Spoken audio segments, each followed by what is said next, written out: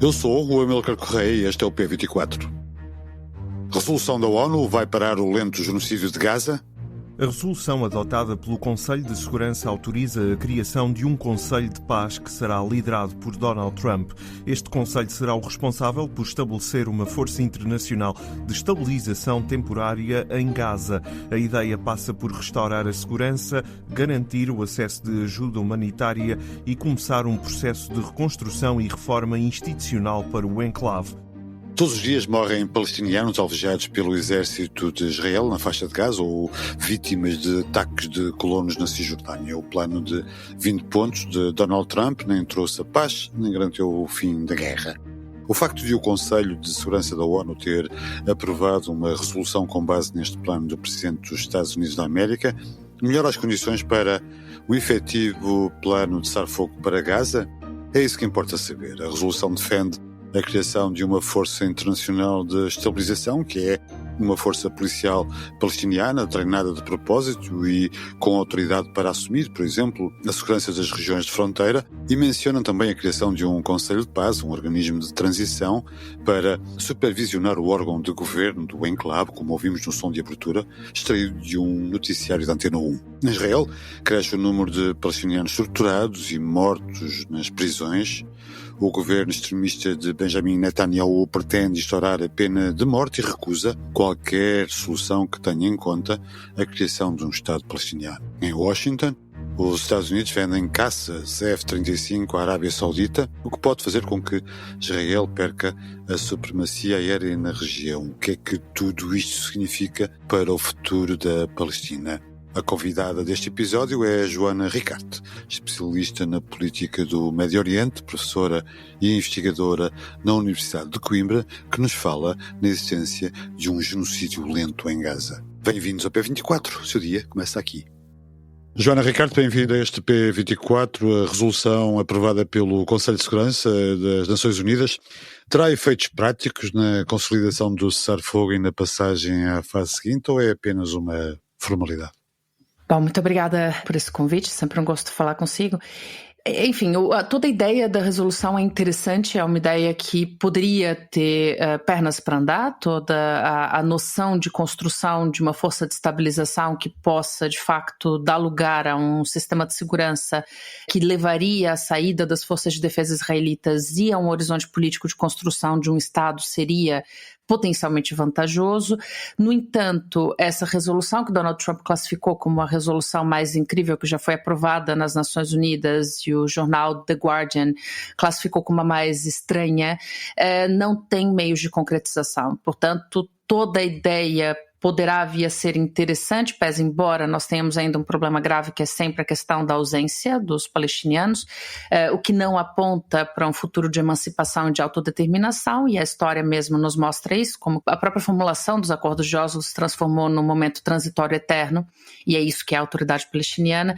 Nesse caso, nós temos uma situação que é ainda pior, porque há uma força que será enviada até janeiro, não sabemos por quem, não sabemos quem manda, não sabemos claramente o seu mandato, sabemos apenas a sua duração.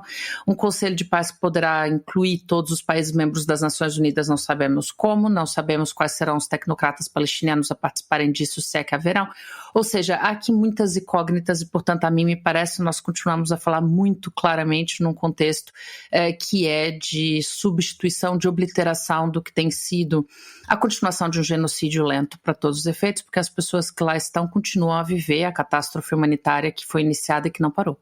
Escreveu este mês no Público, e lembrei-me disso, que o plano de Donald Trump não traz a paz nem garante o fim da guerra e certamente não nos deixa vislumbrar qualquer caminho de futuro que aparente ser minimamente sustentável para a vida e a autodeterminação palestiniana, seja em Gaza, seja na Cisjordânia, não é?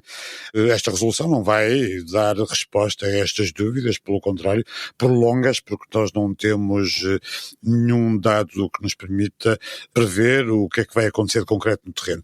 O que é que seria necessário para que isso fosse de outra forma? Bom, a começar por ouvir uma das partes mais interessadas, que são os próprios palestinianos. Toda a lógica do processo de paz, por assim dizer. Tenho dificuldade de chamar assim, porque a paz não se faz por decreto e por declarações interessantes, ela se faz com medidas concretas e que possam alterar de facto as condições de vida das pessoas. Portanto, todo esse processo de paz de Donald Trump, ele tem aqui um problema grave que é histórico, que é a reprodução de um paradigma de silenciamento, de obliteração, de esquecimento, de apagamento dos palestinianos, que não fazem parte do processo e que são tratados como se fossem incapazes de lidar e de pensar e de decidir o seu próprio futuro. A ausência de uma liderança palestiniana cria um vácuo de poder, e nós assistimos isso em vários outros contextos, o próprio contexto do Afeganistão, em que os Estados Unidos fazem uma retirada veloz e despreparada, sem qualquer tipo de transição de poder, nos mostra isso, e portanto nós temos uma resolução que não acautela essa questão.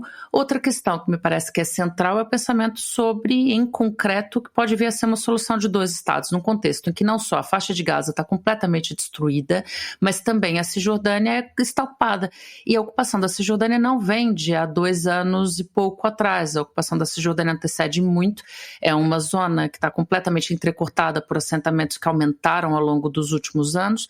Nós temos um Estado israelita, que é um Estado se constituindo cada vez mais concretamente, indubitavelmente, como Estado de apartheid, em que há diferentes processos legais para diferentes etnias, é uma divisão que é de base racial, portanto, para todos os efeitos é racista, e, portanto, tudo isso abona muito pouco favoravelmente para a construção de um futuro sustentável. E como é que fazemos para que isso possa ser vislumbrado no futuro?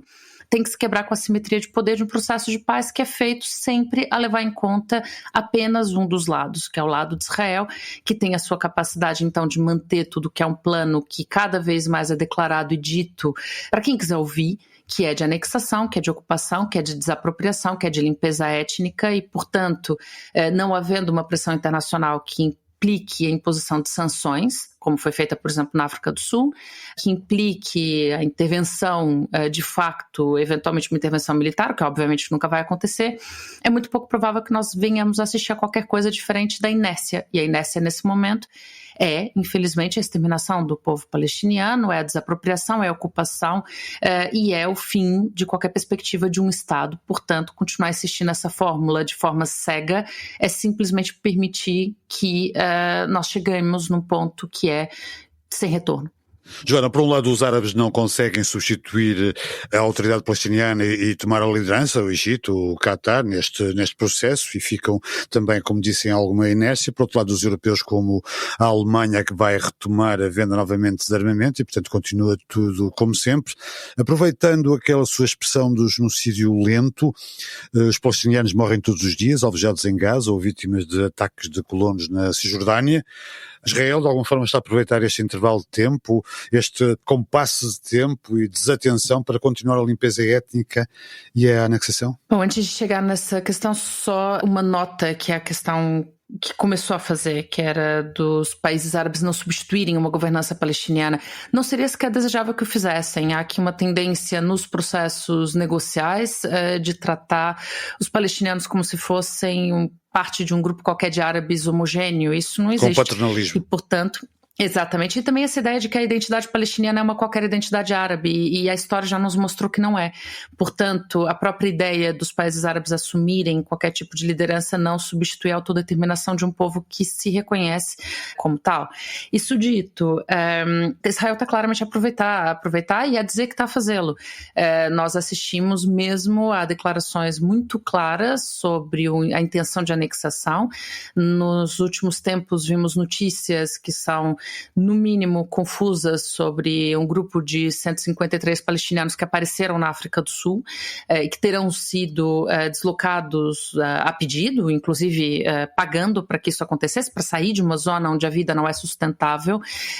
Isso terá sido facilitado pelas forças de defesa israelitas, que estão agora a contribuir não só para que as pessoas concluam que não é possível viver na faixa de Gaza, que, portanto, elas devem sair, o que para todos os efeitos não é deslocamento voluntário. Essa é a narrativa de 1948, quando os palestinianos dizem que foram expulsos das suas casas num contexto que chamam de Nakba, e a história oficial israelita diz que foi um deslocamento voluntário.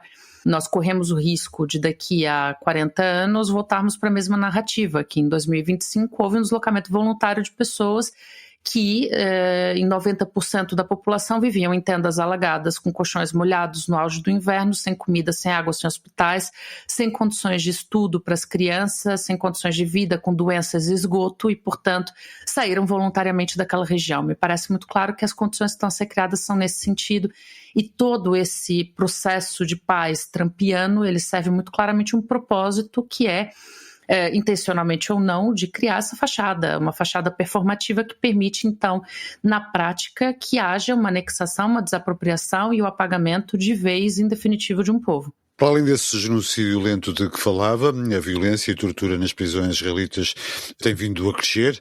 Não parece que seja compatível com o Estado de Direito. Israel já agora não tem propriamente uma Constituição. Israel está ainda também a discutir a implementação da pena de morte, que seria, à partida, aplicável apenas a palestinianos. Tudo isto faz parte de uma radicalização quando seria de esperar um apaziguamento. Tudo isto faz parte de um plano de Benjamin Netanyahu para continuar a ser o principal obstáculo ao plano de Trump? Faz, muito claramente, é um extremar de uma sociedade que também cada vez mais aceita isso como solução, e é importante compreender o porquê que o faz, porquê que sente um medo existencial que permite a mobilização desse tipo de narrativas na sociedade, e é por isso que eu sempre digo, não podemos ostracizar a população israelita, temos que compreender as razões que levam à aceitação e à reprodução da violência contra os palestinianos, porque elas são difíceis de explicar, mas tem uma racionalidade subjacente que pode ser desconstruída.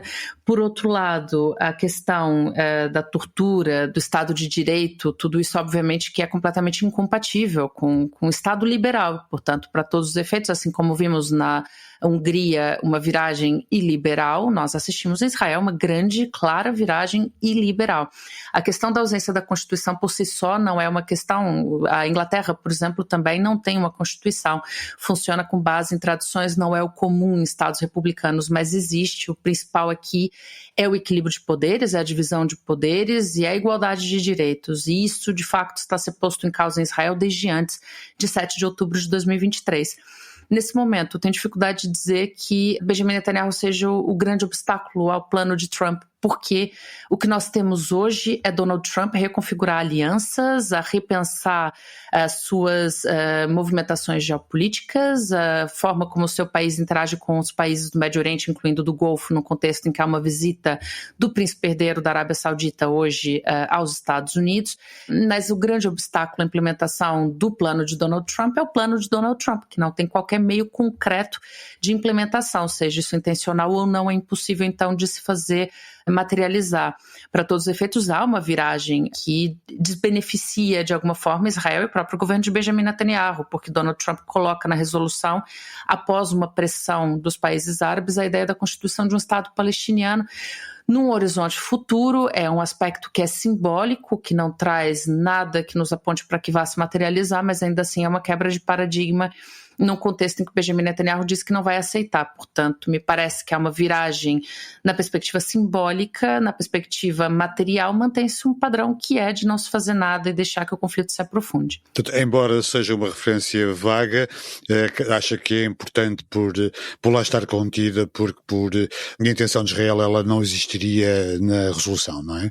Tenho minhas dúvidas, como digo, acho que já passa da hora de refletirmos verdadeiramente sobre o que é a solução de 2 estados e o que é de facto as condições de vida das pessoas. Os palestinianos precisam ter direitos, precisam ter documentos, precisam ter igualdade perante a lei, precisam ter condições de trabalho, precisam poder viajar, precisam poder viver.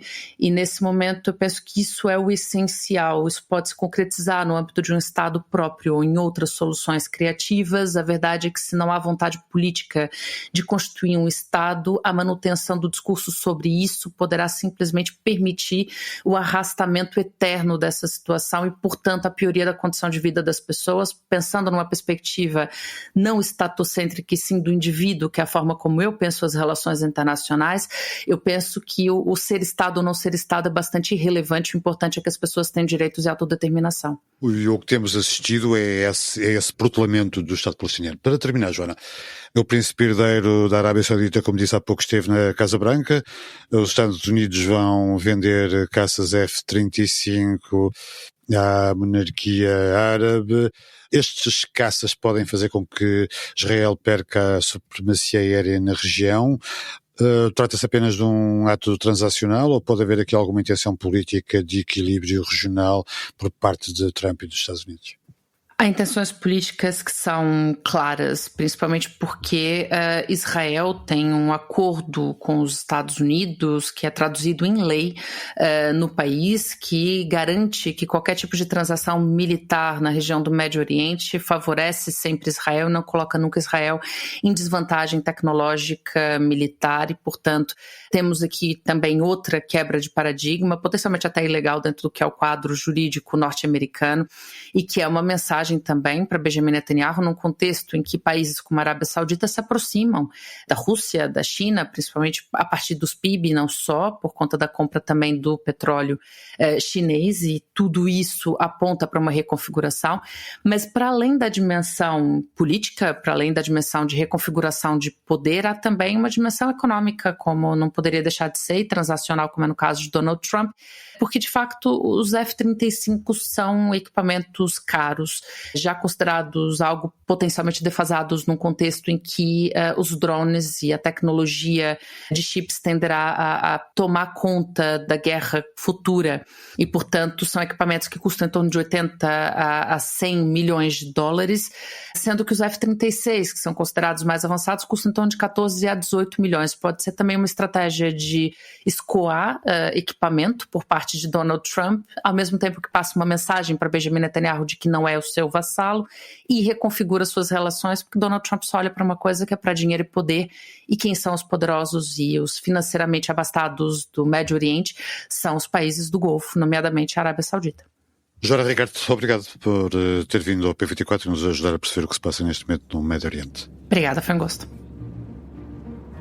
O Ministério Público fez ontem várias buscas no âmbito de uma investigação sobre o processo de privatização da TAP em 2015, que levou à venda de 61% do capital da transportadora aérea portuguesa ao consórcio liderado pelos empresários David Neeleman e Humberto Pedrosa. Na origem destas buscas, na empresa de Transportes Barraqueiro e em algumas empresas de consultoria e escritórios de advogados, estarão suspeitas de que os dois empresários, Neeleman e Pedrosa, se socorreram de fundos da própria companhia aérea para a adquirir. Obrigado por ouvir o P24. Voltamos amanhã.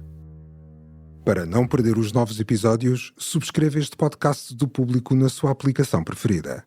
Para além deste programa, há mais para descobrir em público.pt/podcasts. O Público fica no ouvido.